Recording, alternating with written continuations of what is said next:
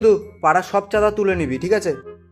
গোবিন্দ, পাড়ার মালতিকের কাছ থেকে পুরো 5,000 টাকা নিবি, পুরো 5,000, ঠিক আছে? শোন, বিশেষ ঘোষণা সকলের জন্য, এবার পুজোর সদস্যদের ইংলিশ মদ প্রোভাইড করা হবে, ঠিক আছে? এই হলো আমাদের পুজোর ক্যাশিয়ার ভূতু।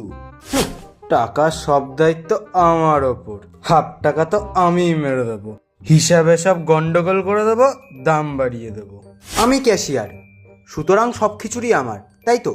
আর এই হলো আমাদের পুজোর দায়িত্ববান ছেলে গোবিন্দ।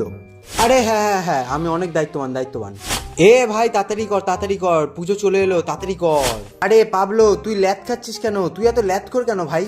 আরে লাইটম্যান, ওদিকে স্পটটা পড়বে, ওদিকে, হ্যাঁ হ্যাঁ হ্যাঁ।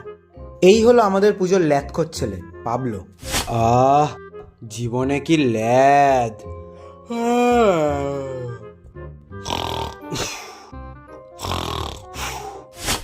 একটু ঘুম পাচ্ছে আর কি।